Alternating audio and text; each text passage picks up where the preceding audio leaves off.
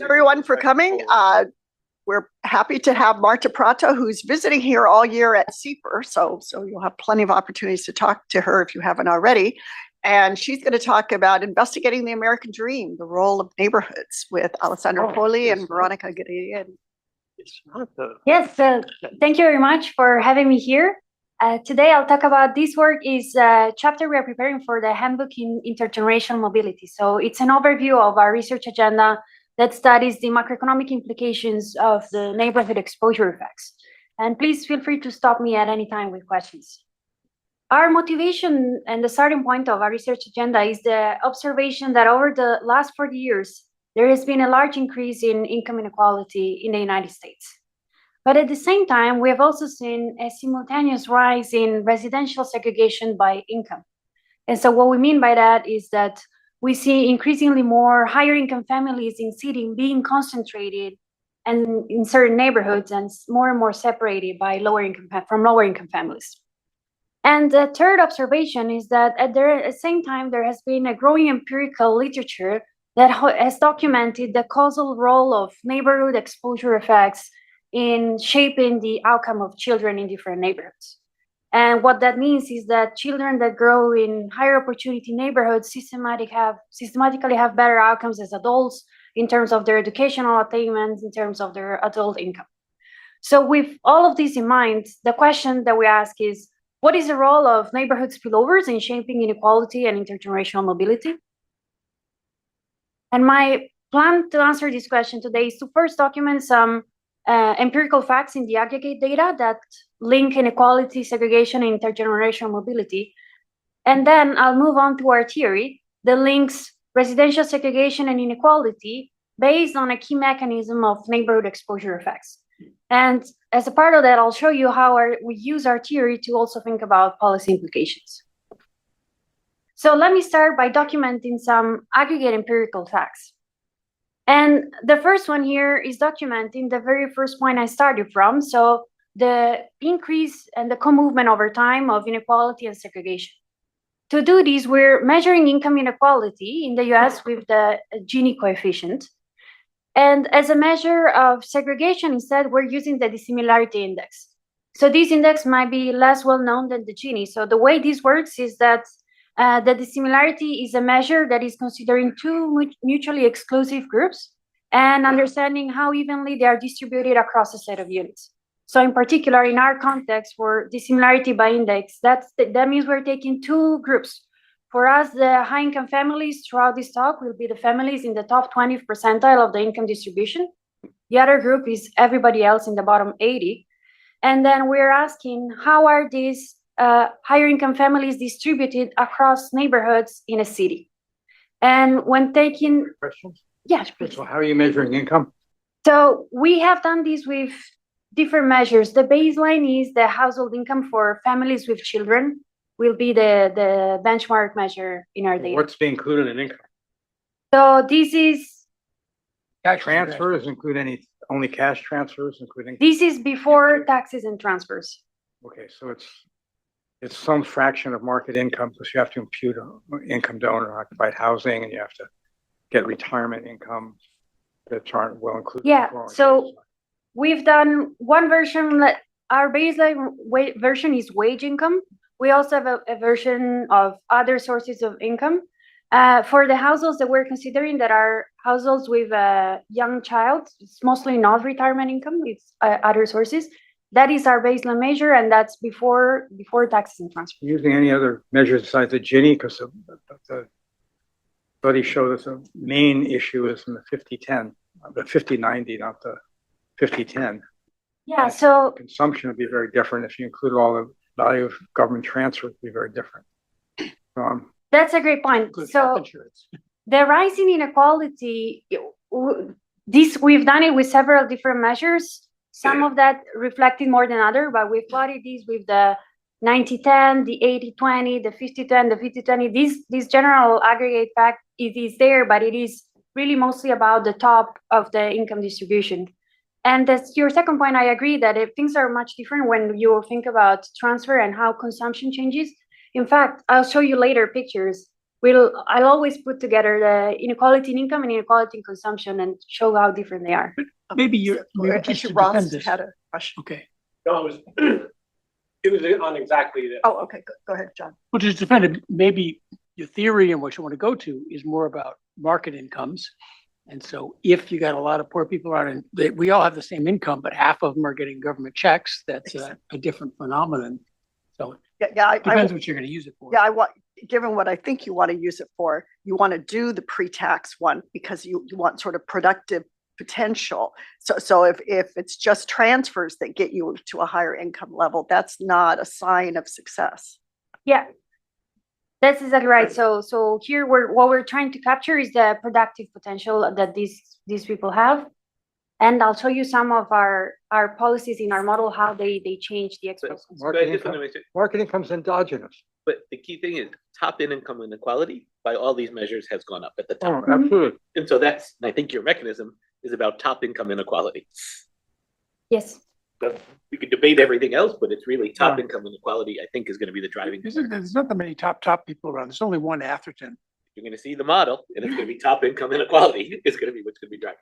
So, the big so debate about- investment income, there's a difference of wage versus investment It's income. going to be I think top income of the productive Yeah. labor income. And let me say this, the model is really going to be focused on the role of neighborhoods in shaping the potential income that children will earn as adults. So the focus is on the neighborhoods developing this potential for children and not very much in explaining all the sources of the income process later on. So think about that as potential determinant. That's in fact the words I'll use. So But- if you're thinking of Bayesian terms, it would be the productive distribution of potential wages, basically. Correct.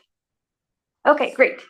So returning to this picture, yeah, as I said, so the dissimilarity is capturing how evenly distributed are the higher income families across neighborhoods in a city, where in the data our measure of neighborhoods is a census tract. Okay, and what this picture is pointing now on the x-axis is the time starting in 1980, and I'm plotting on the y-axis the inequality in blue and segregation by income in red, and you see these co-movement, so the joint rise over time, as I mentioned as my first point. But let me show you, yes. Is the 20% just a number you picked, or there's some reason? Because I think this is much broader than 20%. The 20% to define the higher income families.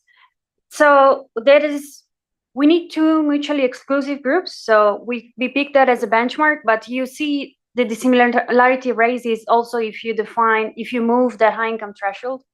It is robust to that. So if you go to the top 90, you still see it. It is quite pervasive. What about 50?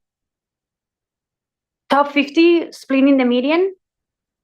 I don't think we have the picture for that, but my guess, based on all the cuts we've done of the data, is that you would find something similar too. Some of this is just mechanical.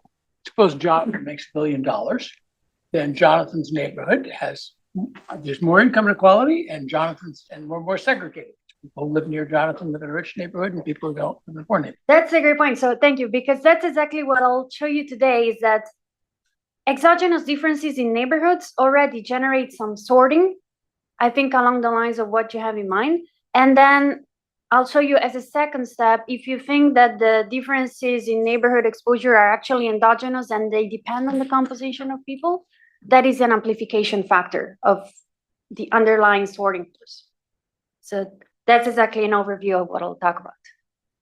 So before getting there, let me just show you a couple of other pictures. So this is the co-movement of these two measures over time. Let me show that this holds across space too. So now what I'm plotting here is on the x-axis, the measure of segregation in 1980, and the y-axis inequality in 1980, and every dot in this map is a metropolitan area in the US. And so you see here that cities that had higher segregation in 1980 also had higher inequality at one given point in time. And as one more piece of evidence, let me also show you how this correlation across space also holds over time too. So that will be this next picture that looks very similar to the one before, but rather than being one point in time, This is the change from 1980 to 2010. So the x-axis is changing segregation from 1980 to 2010. The y-axis is the change in inequality. And again, every dot here is a metropolitan area.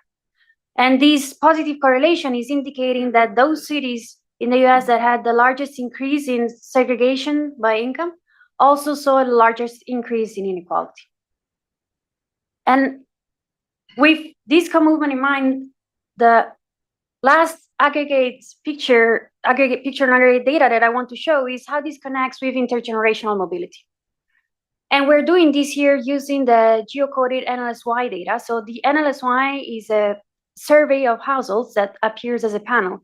So thanks to this, we can track family household income starting in the 80s, and then we can follow the children of these families over time and see what is the income of these children once they become adults. With that, we're building these intergenerational mobility matrices, meaning in each one of the panels in this picture, what you see is what I'm plotting on the x-axis is the initial quartile, meaning the quartile of the income distribution for the parents in these households. And then we're tracking over time what is the probability that the child of each of these families ends up being in any quartile of the income distribution of once these children become adults. And I'm splitting this in two panels. On the left-hand side, I'm putting together all the MSAs in the US that have the lowest segregation to start with in 1980, whereas on the right are those MSAs with high income segregation.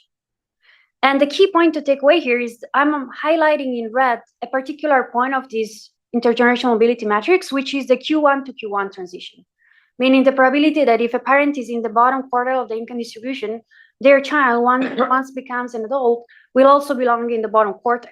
So it's a measure of the persistence of poverty.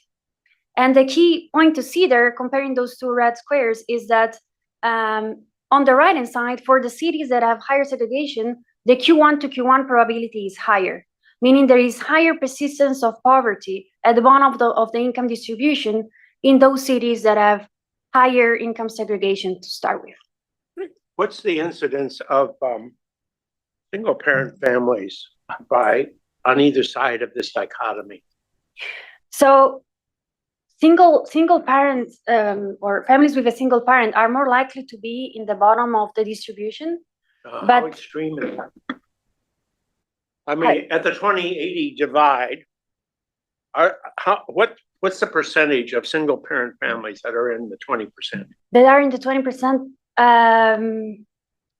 That's a good question. I don't have the exact number to tell you, but it is. You get into that top 20% very easily without a dual-parent family. Yeah, that's a great point, and I think that is true. That is not something that If the dual-parent family is the driving force for social mobility, which is a lot of data supports that, Yeah.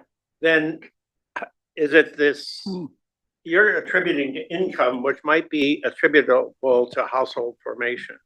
Yeah, so that's a great point. I agree with you, and I think there is a lot of literature documenting the role of the dual parent family. So that is not the focus of what our model would speak to. So we're going to think about the role of the neighborhood exposure. So everyone surrounding these kids outside of the family center, those factors matter too. What we're trying to isolate is how much of this pattern that we see can be attributed to this neighborhood effect outside the family without circle. taking into account the family structure. What are you controlling for? When we're when we take our model to the data, we're keeping our measure of family consistent. So we're always taking the family household with at least one child in the same age. And then for this particular paper today, that won't matter, but we have done several applications in these models, for example, to study policies such as the housing vouchers. And in that case, we can exactly control and have all the comparison when we have one parent with one child, two parents with two children. So that is more about mapping our model to the data. But the core of the model itself will not be about the family structure. Great. Just to follow up on your comment, the Chetty et al. Group actually find that mobility is also affected by the two-parent versus one-parent status of the others in the neighborhood. So Yes, that's a change from their original paper, yeah. Yeah. So it's not only your own household composition, but but your household neighbors, composition. the composition of the neighborhood. Yes. I also noticed the upper right-hand corner is quite different. The chances of staying wealthy are better if you are in a high segregation neighborhood. I've always wondered about this. We say the advantages of take the poor kids and put them in the rich neighborhood. Yeah, they'll do better. Looks like they drag the rich kids down. That is a great point, and that is actually that is one of the things that come out of our model when you look at aggregate effects of policies that try to move the lower income children to the better neighborhoods. Is precisely that while those children's gain, there are negative effects that are You see that. decreasing the outcomes of the higher income children. You may get to this, but this is a big focus of Charles Murray's book, Coming Apart, right? Okay. Yeah. Right. So, I mean, I'm just worried that a lot of it might be in that book already. So let me say so. The main contribution that we have to this big topic is going to be a model that microfines the role of these neighborhood effects. So that's exactly what's coming next. This is a big literature, and that's our contribution to it. Just for the rest of the audience, when you scale it up, it doesn't have big aggregate effects, even if that's local sometimes. Right? Your policy is letting them know that so they could. No, that's really important. Yeah. So you should say that and why it's so important to look at that. Yeah, thank you. So then with this in mind, let me talk about our theory. And as we already started discussing, this is going to be an overlapping generation general equilibrium model with residential choice, where the key ingredient that we're thinking about is the local neighborhood spillover that affects the outcomes of the children. And I'll show you what happens when we put these neighborhood effects in place and think about this as exogenous. But then importantly, I'll show you that if we endogenize this spillover, this endogeneity amplifies the effects of the neighborhoods have on the outcomes of the children. And then with the endogenous version of our model, I'll also show you how we map these to the empirical estimates from the applied microliterature on the causal effects of this neighborhood to quantify the role of the neighborhoods and think about their macro effects. And the overall takeaway here is that in this model, inequality and segregations are reinforcing each other and shaping intergenerational mobility. Not sure if you showed, I don't think you showed in the data, and it doesn't look like you'll talk on the model, but one might imagine that there's a lot of segregation, the richer folks moving into certain places for the amenities, for the libraries, for the schools. How is that entering into the model? Like, is it only through the neighborhood's parents kind of spillovers, or is it also possible that some of the channels are going to be through gays or something like that are set up? Yeah, so that's a great point, thank you. And so today I'll start from the simplest version of the model where the role of the neighborhoods only operates through these children, helping children develop their potential. But of course, there are other reasons why neighborhoods are different, like you said, libraries, various, I think, amenities that you have in mind. So in various applications of this model that we studied, one that was more quantitatively oriented, we have also introduced those amenities and quantitatively try to separate to what extent segregation comes from amenities versus to what extent comes to this role for children. So that is more of a quantitative question. Today, I'll focus on the economic forces behind it. So you won't see amenities, but I can talk about it at the end if there are questions. So I'm going to start with the static version of this model where the neighbor spillovers are exogenous, so that I can show you the equilibrium allocation, but also compare it to the planner's allocation and see where a policy would take us there. And then I'll move to the dynamic version of the model where these spillovers are endogenous, so that I can show you how we take that model to the data and think about steady state and transitional dynamics in response to shocks. And at the end, I can talk about some of the extensions and applications of this model that we studied. Okay, great. So let's start from the static version of the model where the neighborhood spillovers are exogenous. That means that we're considering an economy with a unit measure of parents where each parent has one child. And the parent is defined by a pair of variables. That is, the first one is W, is the wage of the parent. The second one, what we call A, is what our preferred terminology is thinking about this as the child's latent productivity.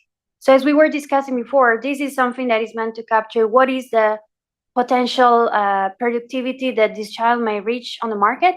This is the one that it's called A because we can also think about it as sort of the ability of the child. And there will be other variables that I'll show you later that determine eventually what is the wage that this child can earn on the market.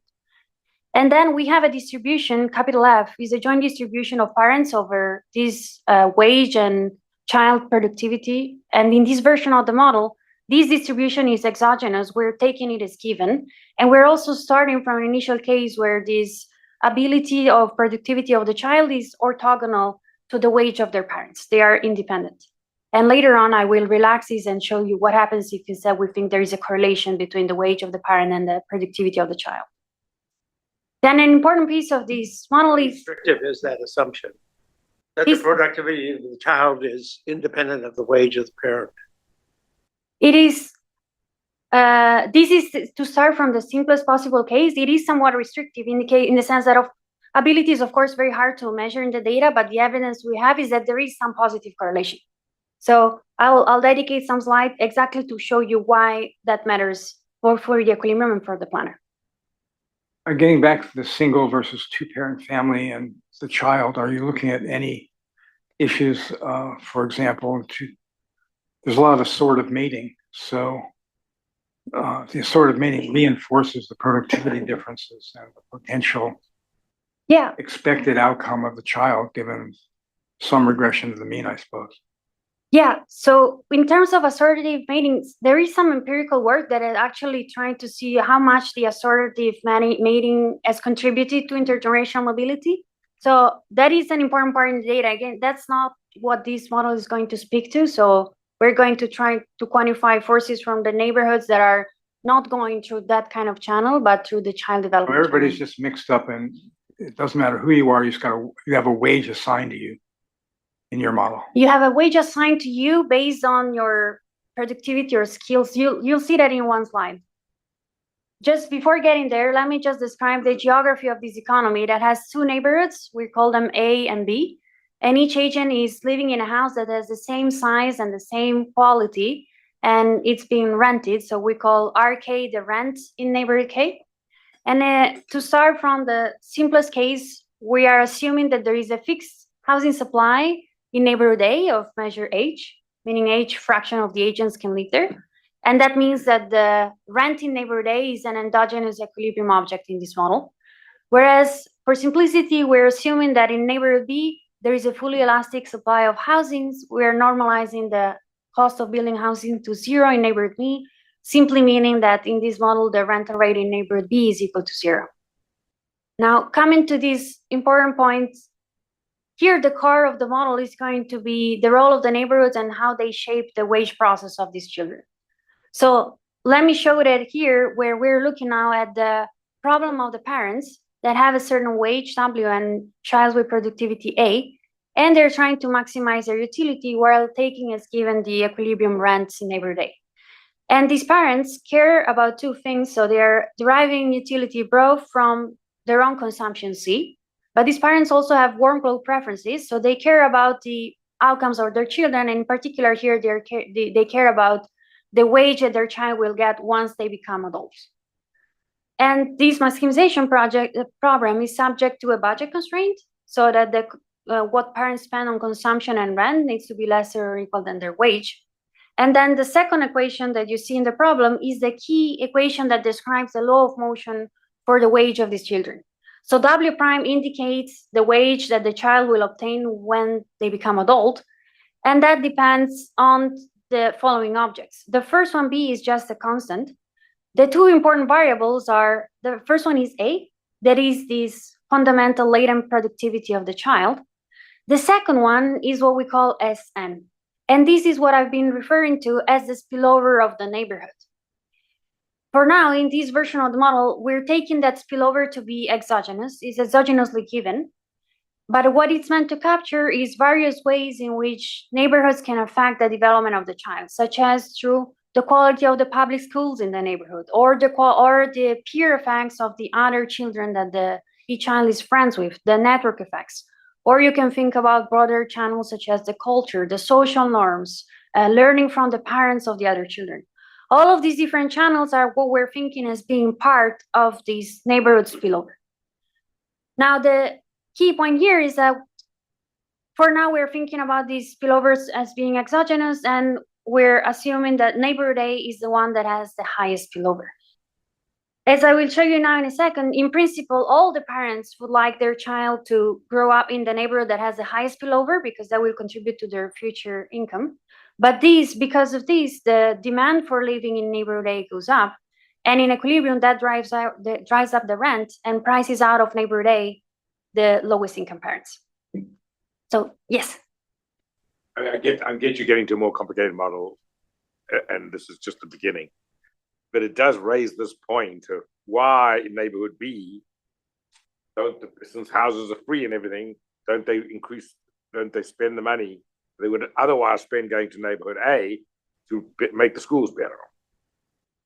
I mean, I'm not asking this as why about the real world, but what are the factors? Like, for example, parents living at home and things like that are causing them not to do that. That may be the real underlying issues, not the neighborhoods themselves. Yeah, so that is a great point. And in fact, some version of this model that we have worked with also introduces an investment in education. This won't appear in what I showed today, but you can think about parents have some resources, they can invest in their children in other way. One of it could be, instead of paying the cost of living in a very expensive neighborhood, they can pay the cost to do some investment in their education of the child, putting them in private school, paying a tutor or something like that. So we have a richer version of this model where we're looking exactly as this trade-off. So living in a more expensive neighborhood versus saving that and investing in your child in another way. So that is, you can extend the model to allow for this. The interesting feature is that even in a model of that kind, you still see this force of segregation by income and pricing out the lower income families from the high spillover neighborhood.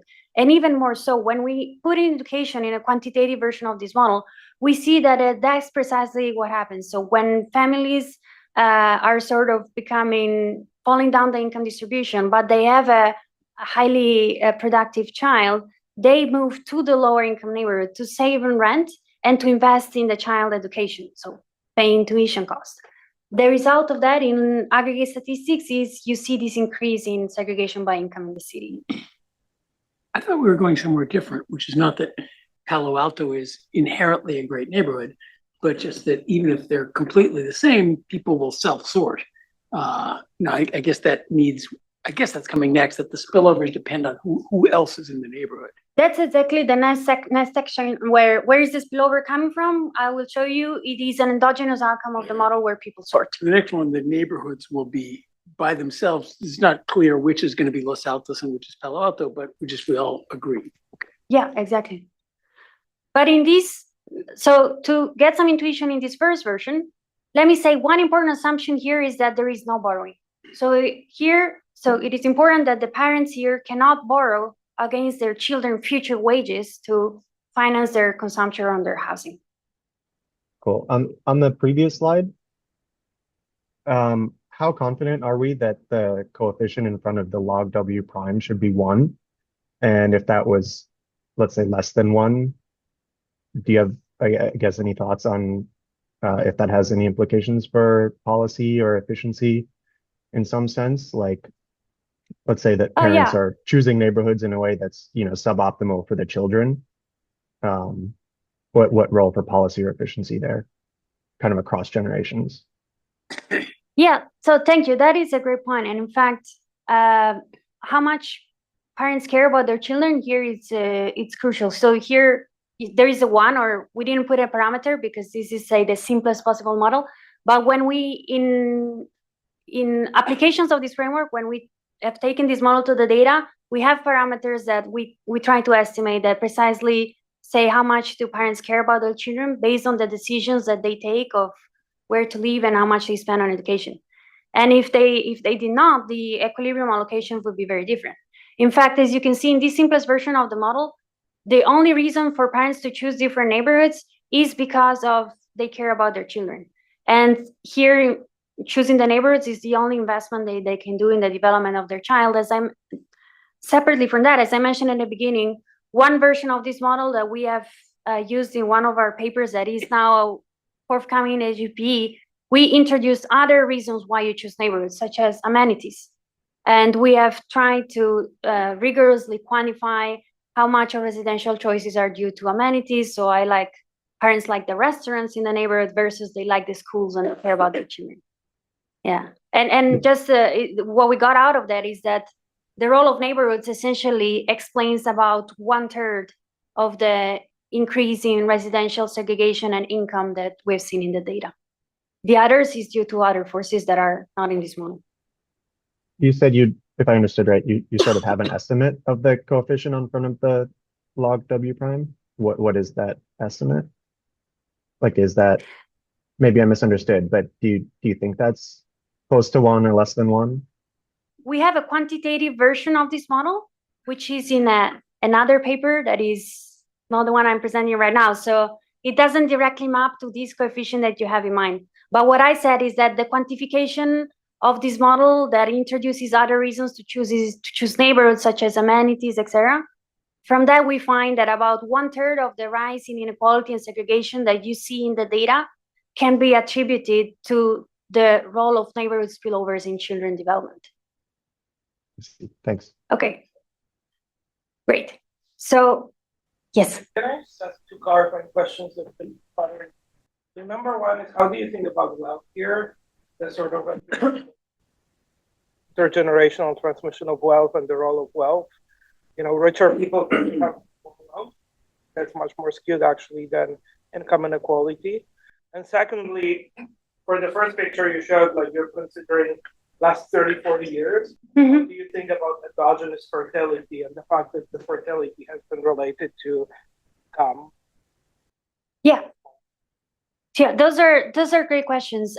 So here we don't have a role of wealth. We don't have the consumption savings problem of the parents. The reason is, while this static version of the model is very easy to solve, when we go to the dynamic version, we keep the model simple on some parts in order to solve a dynamic problem with a fixed point that in some of our papers we have extended to a not just 2, but many neighborhoods. That is why, for example, we haven't separately considered the role of wealth. But this model can be used for many applications, and that will be my conclusion slide. And for example, what you're saying about fertility could be one different application of this role of neighborhoods that we haven't done yet.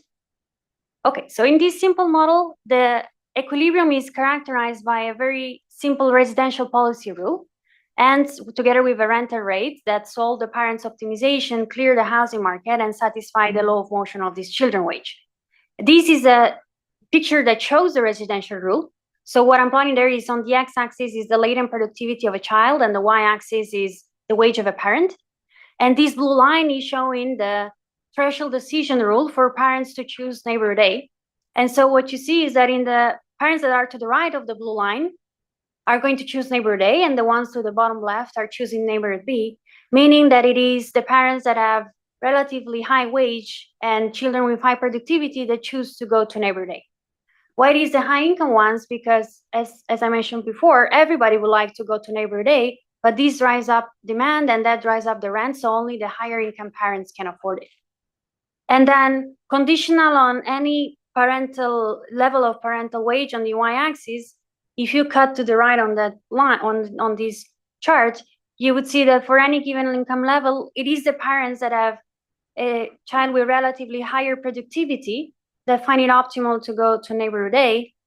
And that's because of this multiplicative component that says there is an assumption that it is the higher productivity children that gain the most to being exposed to the higher opportunity neighborhoods. No, I'm getting that. The wealth issue. You can't give your dumb kid inheritance. You have to try to send him to school. Yes. Well, a wealthy family could go live in a poor neighborhood with a dumb kid. just give them the money, but you can't do that in this model. They are not doing that in this model. And is there evidence of that proactivity?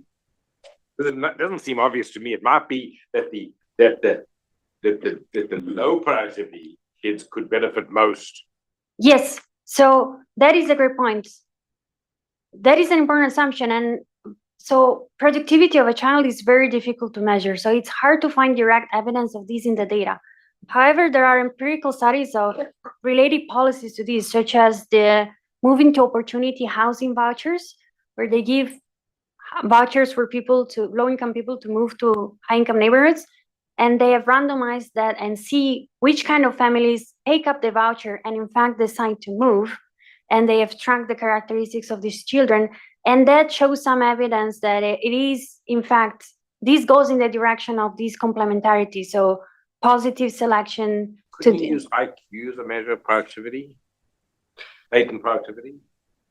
Yes, that is difficult to measure. There is the only measure available of that in the US data would be something like the test score that is available in the NLSY survey. It's not exactly an IQ measure, and to some extent it already captured the family effect. So we don't have conclusive evidence of that, but the indirect evidence that we have supports that assumption.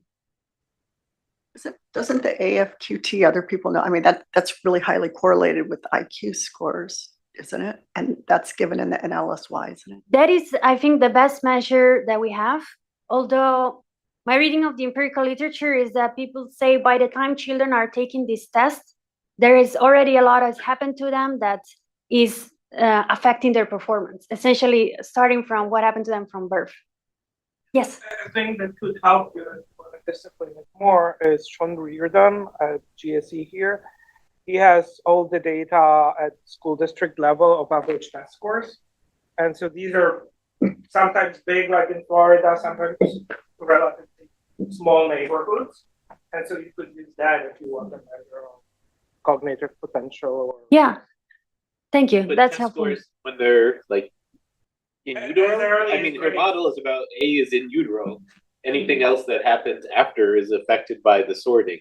And so I think that's the harder part with this. I think what would be helpful there is the neighborhood could be large. So the high school sometime has some neighborhood.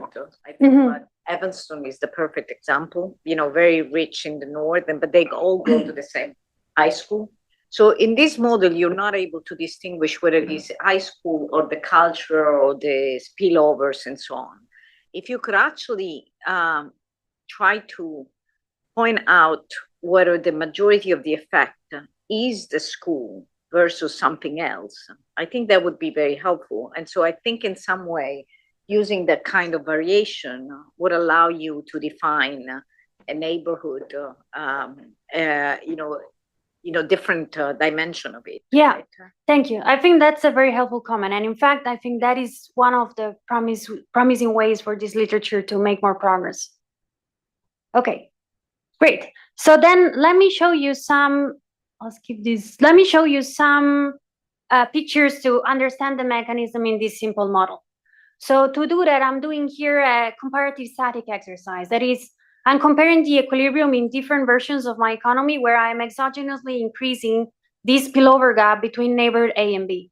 So that is what I'm plotting on the x-axis of each of these pictures is the spillover gap. And then each point is plotting the corresponding equilibrium outcomes.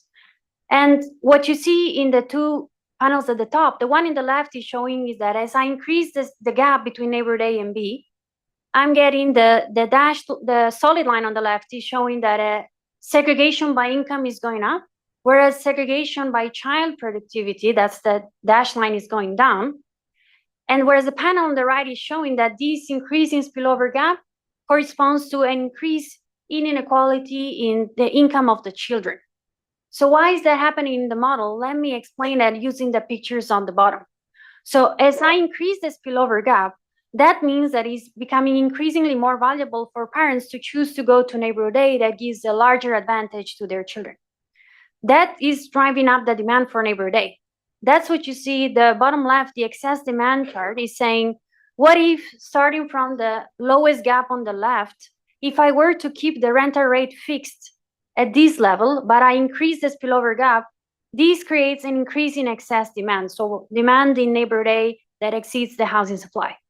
So what has to happen in equilibrium, you see it in the bottom right. The rental rate needs to increase in equilibrium in order to clear the housing market as I expand this spillover gap. But as the rental rate increases, that means that there are some families that would have picked neighborhood A that now don't have sufficient income to pay for their rent. They get priced out of neighborhood A and they have to go to neighborhood B. And that is why we see this increase in segregation by income as the spillover gap expands, and some families are priced out of neighborhood A. Now, which are the families that are getting priced out? As we saw in the previous picture, in neighborhood A, there are families that have relatively lower income among neighborhood A that are there because they have a very highly productive child. These are the ones that are getting priced out, and so their highly productive children are also moving to neighborhood B.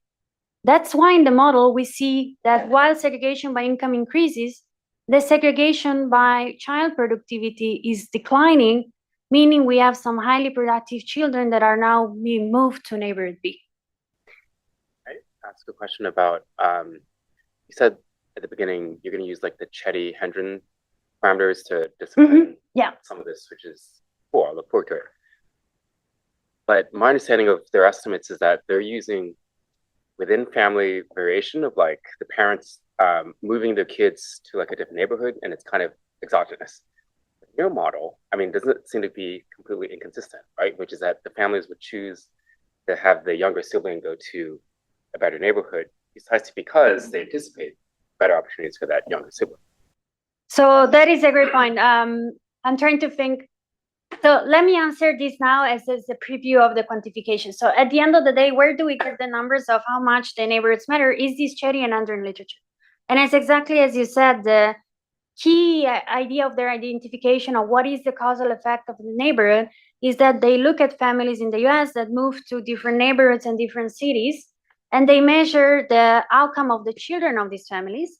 And they get identification by comparing children that move at different ages. And so they have some children that spend more years or fewer years in the different neighborhoods, depending on how old was a child when the family moved. And you're exactly right. The core of their identification strategy is that the timing of the moving of the parent is orthogonal to the productivity of the child. This is actually what they write in their paper. They even have some further identification where they compare different siblings of the same family and say the timing of the move is orthogonal to which one of the two children is relatively more productive.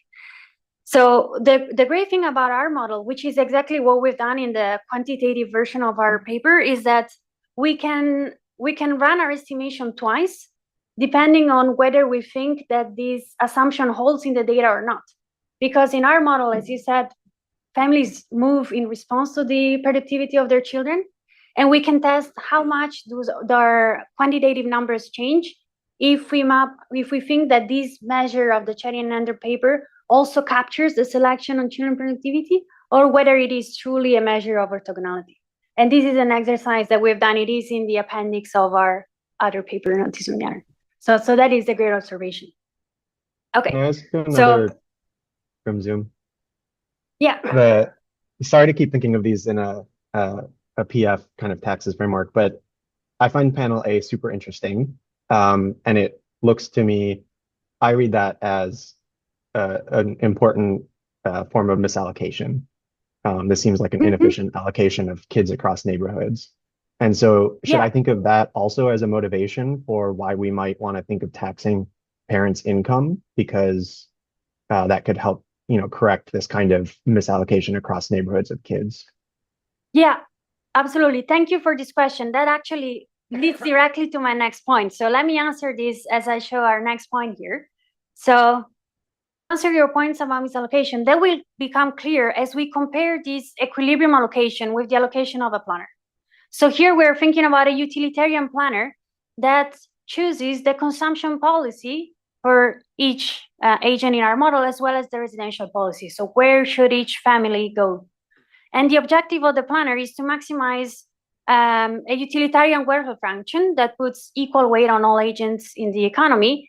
And in particular here, the utilitarian welfare function considers both the utility from the consumption of the parents. The first term there is the utility from consumption, as well as the utility that comes from these warm glow preferences, the parents caring about the income of their children. And the planner is subject to a resource constraint, so that total consumption needs to be equal to the total income in the city, as well as to the housing supply constraints, so that the agents that are located in neighborhood A need to be equal to the housing supply. Where was the market failure? The market failure here is that the parents cannot borrow against the future wage of their children. Entire the borrower. Okay. In this version, yes. When I make the spillovers endogenous, it will be also yeah. It's a borrowing constraint in I guess a household. You building more houses the other end. So here is what the planner designed. So this is the residential choice. So again, the x-axis is the ability of the child, and the y-axis is the wage of the parent. The blue dashed line is the residential choice that we have seen before coming out of the equilibrium, whereas the red line is the residential choice of the planner. So as you see, whereas in equilibrium, it is high wage parents and parents with high productivity children that go to neighborhood A, for the planner, the residential choice is a purely vertical line that only depends on the productivity of the children. Meaning that the planner is taking all the high productivity children in the economy and putting them all in neighborhood A, because those are the children that gain the most from being exposed to the high spillover neighborhood. So the planner wants to maximize the size of the pie by putting all the most productive children in A that generates the most income. And at the same time, this planner can also do redistribution. So then the planner is going to redistribute resources across families and give exactly the same amount of consumption to each household to equalize the marginal utility of consumption. Decouple your schools from your neighborhoods. So let's assume James Coleman actually proposed this. It's only a brief paragraph, but he proposes that all schools be able to select their children. So he assumes the schools will pick the brightest kids. And then he assumes that everybody will want to go to the best school. So you'll get a heavily sorted school population. But the school will then benefit from this concentration of very bright kids and others less so and so forth. But if you decouple that totally from the neighborhood so that you could easily be transported to school, then couldn't you achieve your objective? The central planner could achieve this objective without having to move a lot of people from one neighborhood to another. Yeah, that is a great observation. And I think it is, that would be the case if this neighborhood spillover is primarily coming from schools and the peer effects in the school. So that is, I think, pointing more to an empirical question that we're not trying to address here. So what is the effect of the neighborhood? You also affect the peer group. So you're affecting a lot of other things other than just, that's coming. What's happening within the endogenous spillover. The endogenous is coming. And I think that's open question is literature empirically is to understand to what extent this is peer effects that happen in school or the friends that I make after school. There is no definitive answer there yet. But if it's mostly the school, what your point is exactly correct. Okay. I want to object, though. This is not a market failure, because what you've done is you've given the planner something that isn't available to people. So that's, and you've also given the planner the ability to know how smart the kids are, which usually the planner doesn't have. So the remedy to that market failure is to solve the wealth constraint problem, not to move kids from place to place. Yeah. So if the planner has the technology to allow savings that or borrowing that people don't have, then the right answer in that model is, give them money, not move their kids from place to place.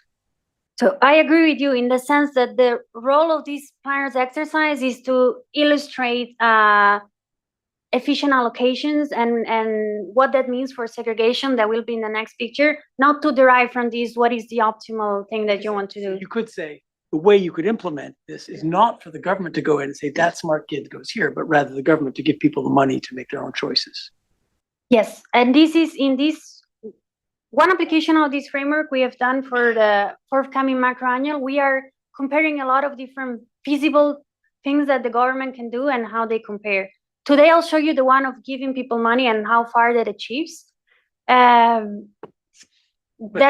The endogenous spillovers is clearly the one most on everybody's mind. Because I know what happened. I went to one of these schools. Yeah. It wasn't fun.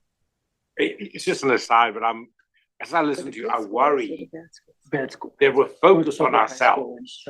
You know, we're all smart. We all hang around smart people, and we all realize how helpful that was. And I'm worried that we're such a small group in the economy, and that we're really ignoring the possibility that it could be the dumb kids that benefit most. That's what I was And wondering. you know, you've built everything on the assumption that it's the smart kids that benefit most. Because, and I mean, also the marginal the benefits parents, of kids. parents- Smart kids will do fine on their own, but the Yeah, dumb that's- kids yeah. might benefit. and the parents might be more likely to move to the better neighborhood because the younger sibling needs more inputs. That's also another thing. I hadn't even thought about that. I'm just saying, but you know, the dumb kid is probably a dumb parent as well. So I know they have no resources. I mean, it's likely, but the fact is, we're always assuming here that the productivity is highest, the marginal benefit is higher. Value Because I added. think that's our experience. But I wonder. Yeah, so I think this is a possible concern. In fact, let me show you. I think some of these will come through in a couple of pictures. I'll show you what happens in one environment where the wage of the parent is correlated with the ability of the child. We gotta get to the Very endogenous careful. spillovers, 'cause we tried this once. It was called school busing, and it was a disaster, and everybody moved out. Yeah. Okay. So let me just then Very show. careful to distinguish There was no value added from value, which we're going to call marginal value. There's a big debate right now about peer effects, and in all the debates in the political battles in the schools, a lot of it is about if higher income people move out, okay, is that worsening the education people are left behind, or is it better for them to be mixed with higher productivity kids, or is that going to make it harder for them? And I think there's no definitive answer that I've seen from that. That's a big debate. Yeah. So let me. You harm those kids because they can't compete. No. I mean, this is. So we don't really know the answer. So I agree. I think this is, you built it in, but I think we really have to think carefully because a smart, I have a friend whose view is, I don't want to send my kid to the best university. They're just going to be depressed there. But I want to send them to a university where they can excel, and that gives them, so there's, I think it's more complicated anyway. Yeah, I think that is a great point to keep in mind. Let me show a couple of pictures to get to the endogenous spillovers. So, Our educational system is based on the theory that the returns to investments in education are greater for those who have higher levels of ability. We would have to rethink our higher education system. No, this is if the we didn't peer have effect. that theory. I'm talking about the peer effect here. Because I think that's what Peer you're talking effect about, are peer part effects, of it, right? Yeah. Aside. Oh. So let me just show you here, what does the planner optimal allocation mean in terms of segregation and inequality? So here again, this is the exercise where the spillover gap increases on the x-axis. And on the top left, we see, so welfare in red is the planner that is achieving higher welfare than the equilibrium. But more interestingly, you can see at the top right what is happening in terms of segregation by income. As we've seen in equilibrium, the segregation by income increases with the spillover gap. For the planner, the segregation by income is exactly equal to 0. Why is that? It's because the planner only cares about putting the most highly productive children in the high spillover neighborhood. And so far, I was working in the case where there is no correlation between the ability of the child and income of the parent. So the result of this allocation is that segregation for the planner is exactly equal to 0. But what happens if instead I put in some correlation? Let me show that in this picture. So this is again comparing the equilibrium and the planner, but now on the x-axis, I'm changing the correlation between the wage of the parent and the ability of the child. Before we were in the case equal to 0, and the planner had 0 dissimilarity, so no segregation by income in the city. But if there is some positive correlation, then you would see that the planner starts to also generate some segregation by income in the city. So, and again, the planner only cares about putting all the most highly productive children in neighborhood A, and it's just a byproduct of that is that if this correlation increases, those children are attached to higher income parents. And the result of that is that the planner would want a city with some more segregation by income. And as you can see here, the planner always has lower segregation than the equilibrium, but as the correlation increases, the gap is closing and it disappears if the correlation is exactly 1. That answer these questions about misallocation that there was before. So this picture really highlights the misallocation in this model is the fact that there are some highly productive children that if they are born in lower income families, those families cannot afford to pay the high rent to put them in the high opportunity neighborhood. And this is a sort of a source of misallocation in the sense that the opportunities for those children are missing out. If what you're saying is true and it's all driven by rents, then we should see no inequality in rent controlled places. But if you look at actual descriptive statistics, in the US, there's more inequality in places that have rent control. We have to be able to get the apartment. There might be Assuming some rent sort control of, right? works. No, but with rent control, I mean, one of the big things is it allows the landlords to discriminate. So you're not going to rent to the single mother who might not be able to pay the rent. You're going to rent to the 2-parent household. Not clear that rents are actually lower in rent controls, what you're saying, right? Well, yeah. They just ration by other means, and it's often by these socioeconomic. Yeah, I think I agree. I think the interesting point would be there to understand how do people sort into the neighborhoods when the price is not the mechanism that allocates them. Well, but you didn't tell us what the other one was. It's even more interesting. So that picture is showing what is happening to children income inequality. So what is happening, essentially, the interesting takeaway there is as I increase the correlation between parental wage and child ability, from the point of view of the planner, the inequality in children income remains exactly the same. And is again the same message that the planner is always putting the same children in the same neighborhood. So the correlation doesn't affect the inequality of the children's outcome.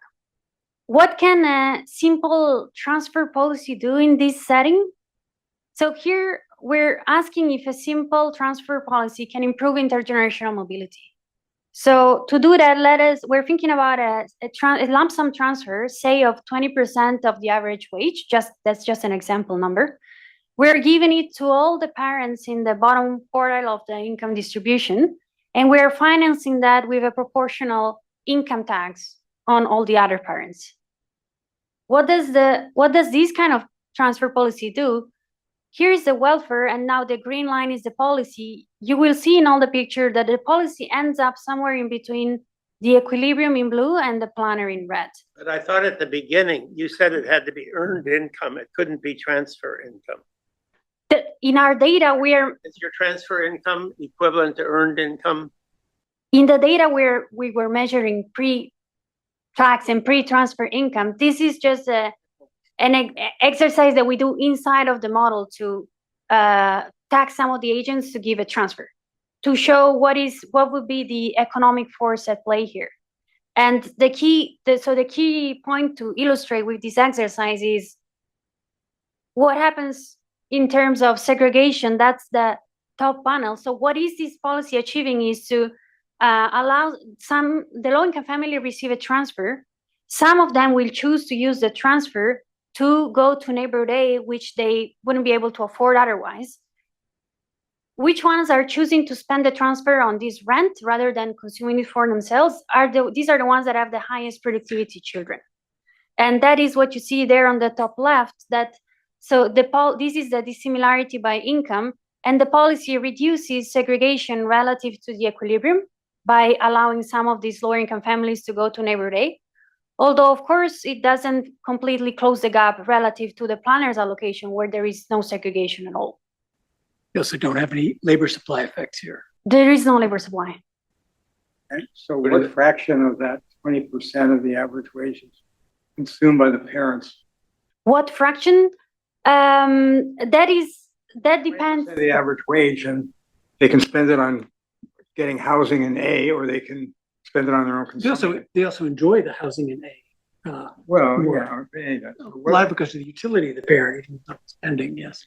Yeah, so different parents choose differently. I guess one way to see that is if at the bottom here, I'm plotting income inequality and consumption inequality.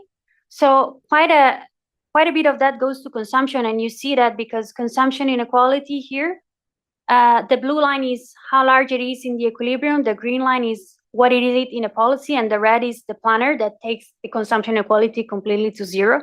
So you can see that the policy takes you, in this example, more or less halfway there.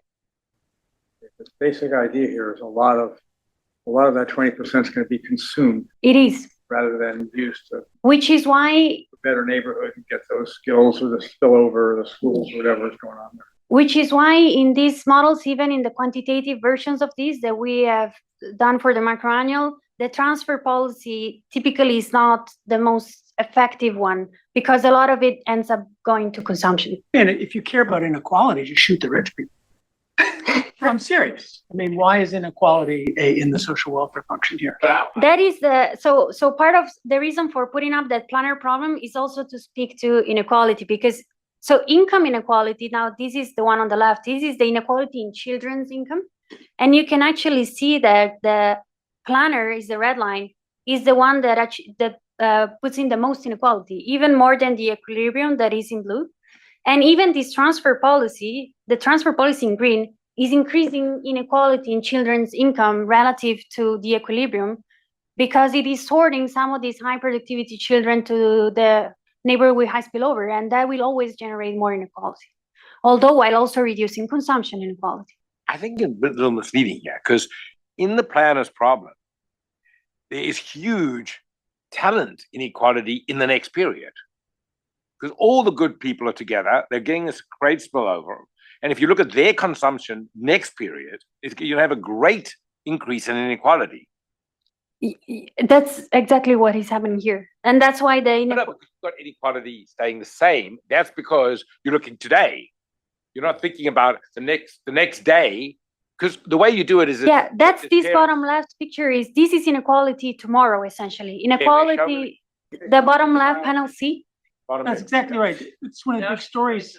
One of the big stories of the emergence of inequality. So this bottom left is telling you that the planner, the inequality tomorrow, so the inequality of the children's income for the planner, that's the red line, is the highest, higher than the equilibrium and higher than with the policy. But then what's consumption? That's when I was looking at the other one, consumption inequality, that is today's consumption. That is today's consumption. But we could look at consumption inequality tomorrow, yeah, and it will look like the income inequality.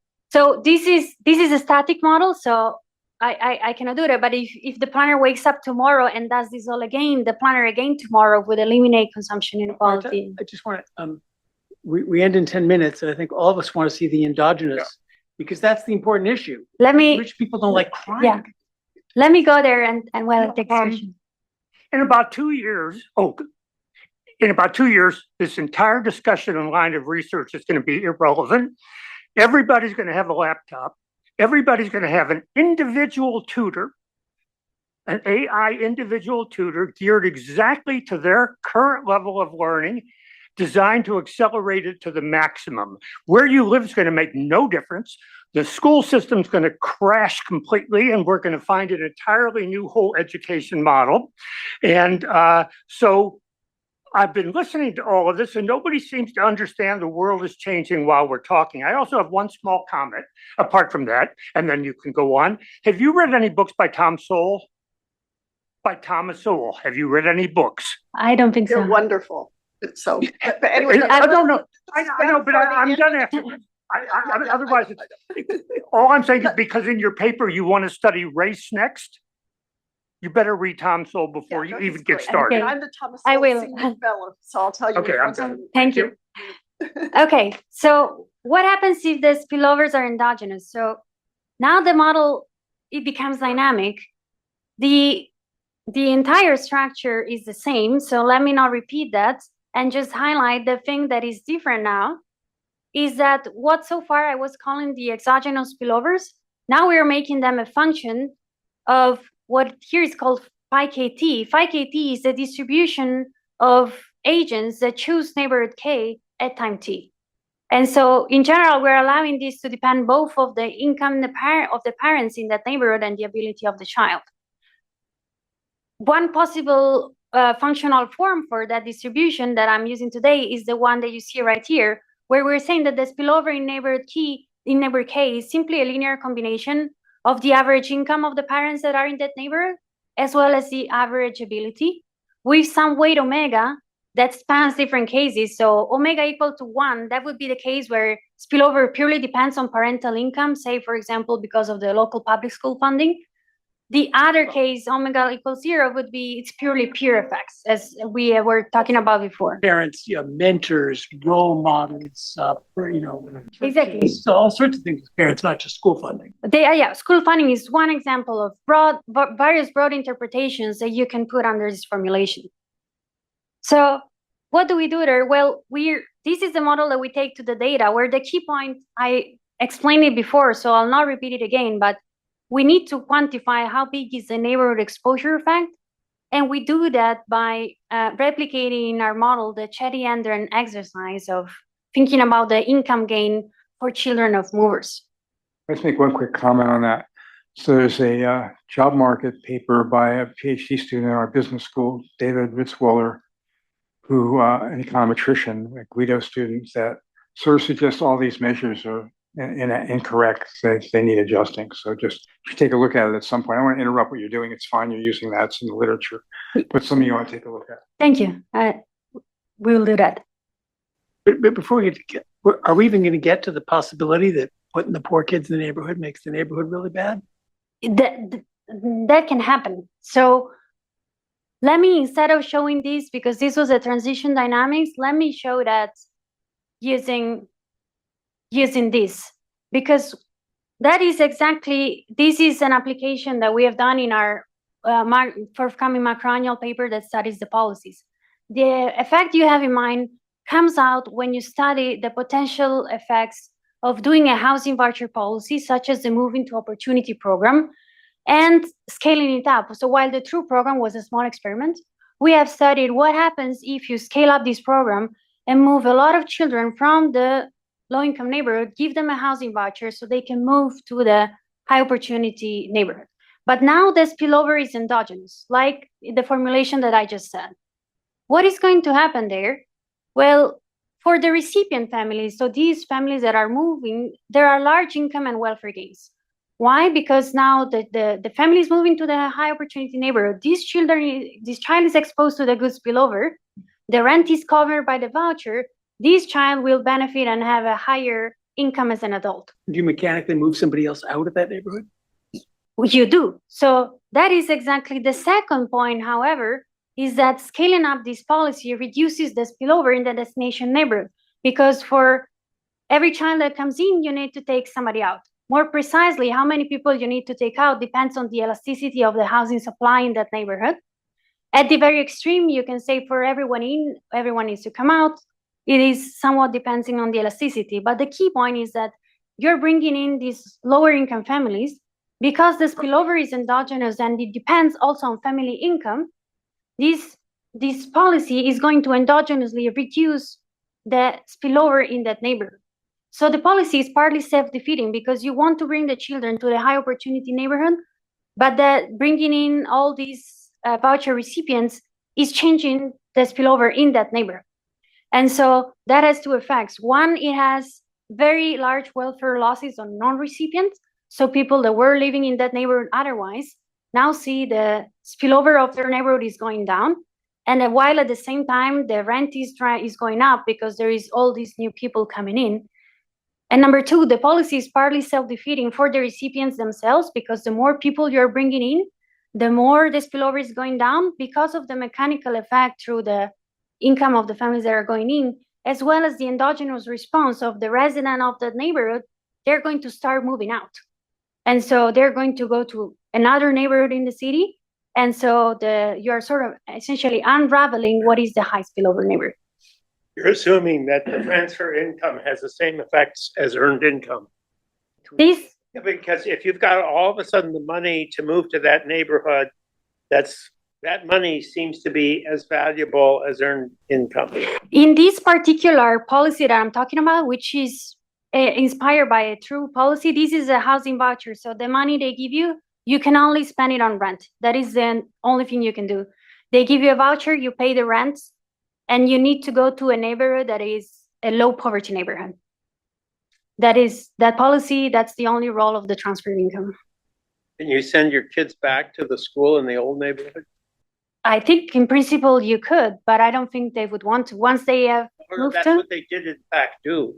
The moving to opportunity study showed that there was very little effect on the children of the moving to opportunity, de minimis effects, if anything, because they did so many different things besides, including leaving the kids at the schools where they had left, and then they would bus So back. Because their friends were at the old. So I think what you're referring to, a lot of people didn't take up the voucher. So that's what the empirical studies of the MTO show, that only Those who did it.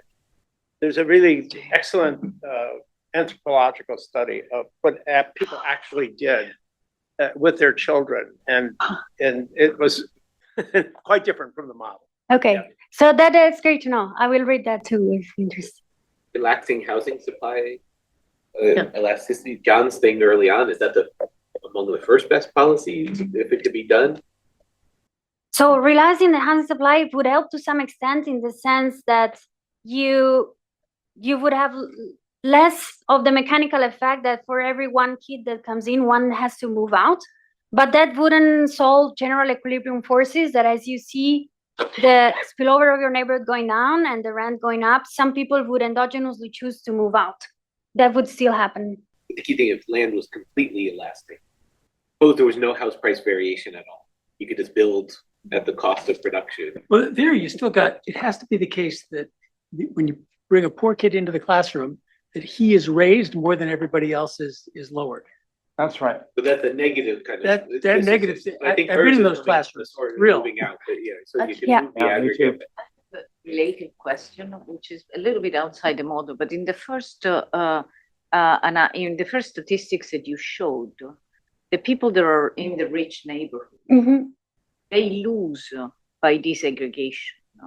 And so my question is, to what extent you can imagine that, first of all, the first question is empirical, which is it true that in the rich neighborhood, you have more housing restrictions? Because that would just prevent, it's like now by design, by political economy. I know that you started with these two neighborhoods, in an exogenous way, but in principle, you can imagine that the people living in the rich neighborhood, they don't want, okay, we have to go. I'll talk. Yeah. We'll let you conclude. Yeah, thank you. In any case, that was already my last plus one slide. So the conclusion is that this is a framework to think about the macroeconomic implications of neighborhood exposure effects. Today, I've shown you the key economic intuition on this framework. We've done many applications of it. One, as I said, quantifying the role of neighborhood exposure in the rise in segregation and inequality. One is the study of policies that I was showing you one right now with the MTO. And our new and work in progress in this research agenda is to think about the role of racial segregation, and to what extent information frictions and endogenous belief formation, together with neighborhood effects, have contributed to persistent racial inequality. Thank you. Right. Thanks so much, Martha.